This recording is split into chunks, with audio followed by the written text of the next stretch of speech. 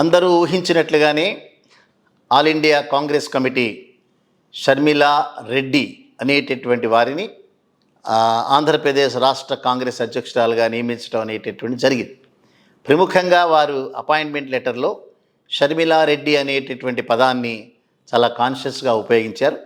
అదే లేఖలో గిడుగు రుద్రరాజు గారిని కూడా కాంగ్రెస్ వర్కింగ్ కమిటీ ఒక ప్రత్యేక ఆహ్వానితుడిగా రాయటం, వారి యొక్క సేవల్ని కొనియాడటం జరిగింది. సో షర్మిల గారు ఆంధ్రప్రదేశ్ కాంగ్రెస్ అధ్యక్షురాలుగా టేక్ ఓవర్ చేసేటటువంటి సమయంలో ఒక 5-6 రోజుల క్రితం, వారం క్రితం ఆల్రెడీ రేవంత్ రెడ్డి గారు చెప్పారు, మా షర్మిల గారిని అధ్యక్షురాలుగా నియమించబోతున్నారు అనేటటువంటి మాట. సో ప్రస్తుతం షర్మిల గారి ముందు ఉన్నటువంటి ఛాలెంజెస్ ఉన్నాయి. వారిని ఆంధ్రప్రదేశ్లో ఉండేటటువంటి ప్రజలు, ముఖ్యంగా రాజశేఖర్ రెడ్డి గారి అనుయాయురాలుగా, అంటే వారి యొక్క కూతురుగా వారి ఆదర్శాలన్నింటినీ కూడా ఇంప్లిమెంట్ చేసేటటువంటి వ్యక్తిగా ఆంధ్రప్రదేశ్ రాష్ట్ర ప్రజలు చూస్తారా? దీని మీదనే ఒక కొద్దిపాటి విశ్లేషణ మనం చేయాల్సినటువంటి అవసరాలు ఉన్నాయి. మొట్టమొదటిగా గడిచినటువంటి సంవత్సర కాలంగా షర్మిలా రెడ్డి గారు తెలంగాణ రాజకీయాల్లో చాలా ప్రముఖ పాత్ర వహించడానికి చాలా ఉత్సాహం చూపించారు. అనేక మందిని చాలా అసభ్య పదజాలంతో కూడా దూషించినటువంటి సంఘటనలు చాలా ఉన్నాయి. అదే రకంగా పోలీసు డిపార్ట్మెంట్లో ఉన్నటువంటి వ్యక్తుల మీద చేసుకునేటువంటి సందర్భాలు కూడా ఉన్నాయి.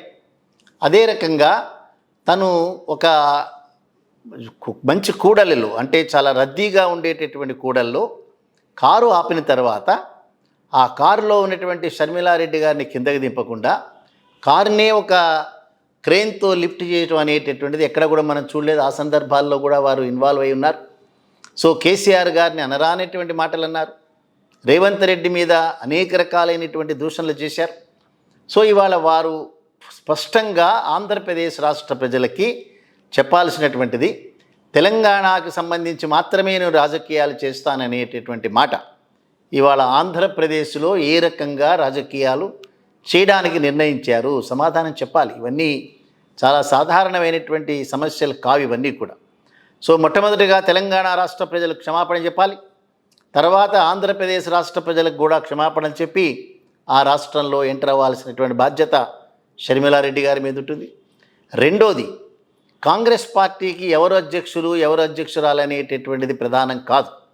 ఈవెన్ సోనియా గాంధీ గారు అధ్యక్షురాలుగా ఉన్న సమయంలో కానీ, లేదా రాహుల్ గాంధీ గారు అధ్యక్షుడిగా ఉన్న సమయంలో కానీ, ప్రస్తుతం ఉన్నటువంటి మల్లికార్జున ఖర్గే గారి నేతృత్వంలో కానీ కాంగ్రెస్ పార్టీ ఆంధ్రప్రదేశ్ రాష్ట్రానికి తీరనటువంటి అన్యాయం చేసింది అనేటటువంటి ఒక గట్టి నమ్మకంతో ఆంధ్రప్రదేశ్ రాష్ట్ర ప్రజలు ఉన్నారు. ఎప్పుడైతే 2014 సంవత్సరంలో ఆంధ్రప్రదేశ్ కంబైన్డ్ ఉమ్మడి ఆంధ్రప్రదేశ్ ఎప్పుడైతే 2 రాష్ట్రాలుగా విడిపోయిందో, ఎక్కడా కూడా తెలంగాణ రాష్ట్రంలో ఉండేటటువంటి ప్రముఖమైనటువంటి రాజకీయ నాయకుల యొక్క అభిప్రాయాలు తీసుకోవటం కానీ, లేదా ఆంధ్రప్రదేశ్ రాష్ట్రంలో ఉండేటటువంటి రాజకీయ నాయకులు, సంఘ సంస్కర్తలు, అదే రకంగా సోషల్ ఆర్గనైజేషన్ నడిపే ఏ ఒక్క వ్యక్తి దగ్గర కూడా ఎటువంటి సలహా సంప్రదింపులు చేయకుండా కాంగ్రెస్ పార్టీలో ఉండేటటువంటి కొంతమంది ఒక స్వార్థపరులు తీసుకున్నటువంటి నిర్ణయంగానే బైఫర్కేషన్ మనం చూడాల్సి వస్తుంది. నరేంద్ర మోడీ గారు పార్లమెంటులోనే అనేక సందర్భాల్లో చెప్పారు, తల్లిని బిడ్డని చంపేసినారు, తల్లి చనిపోయింది, బిడ్డ చనిపోయింది అనేటటువంటి మాట చాలా స్పష్టంగా చెప్పారు. మేము ఎక్కడెక్కడైతే బైఫర్కేట్ చేసినామో అక్కడ ఎవరూ కూడా ఏ రకమైనటువంటి ప్రతిస్పందన లేకుండా, ఎక్కడా నొచ్చుకోలనేటటువంటి లేకుండా మేము చేసినామని చెప్పారు. సో కాంగ్రెస్ పార్టీ చేసినటువంటి ఈ రాష్ట్ర విభజనలో ఇటు తెలంగాణ రాష్ట్రానికి అన్యాయం జరిగింది, అటు ఆంధ్రప్రదేశ్ రాష్ట్రానికి తీరని అన్యాయం జరిగిందని వారు చెప్పారు. కానీ భారతీయ జనతా పార్టీ కూడా ఈ ప్రాసెస్లో ఇన్వాల్వ్ అయింది అనేటటువంటి మాట వారు మర్చిపోతున్నారు. సో ఈ బైఫర్కేషన్ అనేటటువంటిది భారతీయ జనతా పార్టీ ఇచ్చినటువంటి మద్దతుతో మాత్రమే బైఫర్కేషన్ అయిందని వాస్తవాన్ని నరేంద్ర మోడీ గారు కూడా జ్ఞాపకం పెట్టుకోవడం అనేటటువంటిది ఖచ్చితంగా వారి మంచిది. సో ఇవాళ ఆంధ్రప్రదేశ్ రాష్ట్రానికి అన్ని రకాలుగా అన్యాయం చేసినటువంటి కాంగ్రెస్ పార్టీకి అధ్యక్షురాలైనంత మాత్రాన షర్మిలారెడ్డి గారు నేతృత్వం వహించేటటువంటి కాంగ్రెస్ పార్టీని ప్రజలేమైనా క్షమిస్తారా? చూడాల్సినటువంటి అంశం. మూడోది, వారు అనేక సందర్భాల్లో రాజన్న రాజ్యాన్ని తీసుకొస్తామనేటటువంటి మాట చెప్తున్నారు. బహుశా రేపు రాబోయేటటువంటి రోజుల్లో ఆంధ్రప్రదేశ్లో కూడా రాజన్న రాజ్యాన్ని పట్టుకొస్తాననేటటువంటి మాట చెప్పేటటువంటి అవకాశం ఉంది. కానీ ఇవాళ పార్టీ పేరు వైఎస్ఆర్ కాంగ్రెస్ పార్టీ పేరుతోనే వైఎస్ రాజశేఖర రెడ్డి గారిని నిరంతరం కూడా గుర్తు తెచ్చేటటువంటి పార్టీగా జగన్మోహన్ రెడ్డి గారు ఆ రాజ్యం వెళ్తున్నారు. వారి యొక్క అధికారం ఆ రకంగానే ఉంది. సో రాజశేఖర రెడ్డి గారి పేరు మీద అనేక సందర్భాల్లో పెన్షన్ కానుకలు కానీ, లేదా రైతులకు ఉచిత విద్యుత్ కానీ, భరోసా కానీ, అదే రకంగా వైద్యం విషయంలో, విద్య విషయంలో వారి యొక్క పేరుతోనే అనేక కార్యక్రమాలు జరుగుతున్నాయి. సో ఒకసారి రాజన్న రాజ్యం ఆల్రెడీ ఆంధ్రప్రదేశ్ రాష్ట్రంలో అమలవుతున్నటువంటి సందర్భంలో మరొకసారి మరొకరు వచ్చి నేను రాజన్న రాజ్యాన్ని తీసుకొస్తానంటే ఐ థింక్ ప్రజలు నమ్మడానికి సిద్ధంగా లేరు అనేటటువంటి వాస్తవం తెలుసుకోవాలి.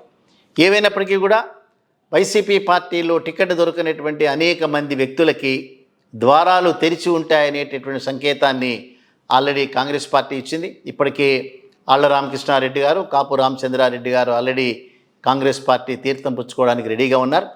భవిష్యత్తులో మరికొంతమంది కాంగ్రెస్ పార్టీ నుంచి కంటెస్ట్ చేసేటటువంటి అవకాశాలు ఉండొచ్చు.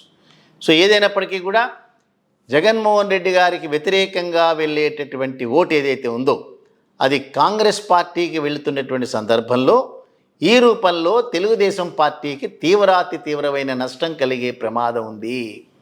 ఎందుకంటే ఇవన్నీ కూడా వ్యతిరేక ఓటు ఏదైతే చంద్రబాబు నాయుడు అండ్ పవన్ కళ్యాణ్ కంపెనీ ఏదైతే ఎక్స్పెక్ట్ చేస్తుందో దానిలో కొంత భాగం కనుక షర్మిల గారి కనుక వెళ్ళే రోజున ఖచ్చితంగా ఆ మేరకు ప్రతిపక్ష పార్టీలుగా నష్టపోయే ప్రమాదం ఉంది. సో కాంగ్రెస్ పార్టీతో తప్పనిసరిగా వామపక్షాలు తప్పనిసరిగా వారితో పాటు వెళ్తాయి. ఆల్రెడీ ఇండియా కూటమిలో ఉన్నారు. వామపక్షాలు చేసినటువంటి నిస్వార్థమైనటువంటి సేవ ఏదైతే ఆంధ్రప్రదేశ్ రాష్ట్రానికే కాకుండా అనేక రాష్ట్రాల్లో ఉందో తప్పనిసరిగా ఓట్లు అడిగేటటువంటి హక్కు వారికి ఉంటుంది. సో ఆ కూటమి ఏదైతే ఉందో ఆ కూటమికి కూడా ఆదరణ లభించేటటువంటి నేపథ్యంలో రాబోయేటటువంటి రోజుల్లో షర్మిల గారి యొక్క పాత్ర ఏవైనప్పటికీ కూడా ఆ షర్మిల కాంగ్రెస్ పార్టీని నడిపించడం వల్ల జరిగేటటువంటి నష్టం తప్పనిసరిగా చంద్రబాబు నాయుడు నేతృత్వంలో ఉండేటటువంటి తెలుగుదేశం పార్టీకి సంబంధించిన కూటమికి ఉంటుంది అంటేలో ఎక్కడా కూడా ఆశ్చర్యం లేదు. చూద్దాం రాబోయేటటువంటి రోజుల్లో జరగబోయేటటువంటి పరిణామాలు ఏ రకంగా ఉంటాయో. విజ్ఞులైనటువంటి ఆంధ్రప్రదేశ్ రాష్ట్ర ప్రజలకి మనం ప్రత్యేకంగా చెప్పాల్సినటువంటి అవసరం లేదు. వారి భవిష్యత్తుని వారు నిర్ణయించుకునేటటువంటి నేర్పరితనం ఉన్న ఓటర్లు ఆంధ్రప్రదేశ్ రాష్ట్రంలో కోకొల్లలుగా ఉన్నారు.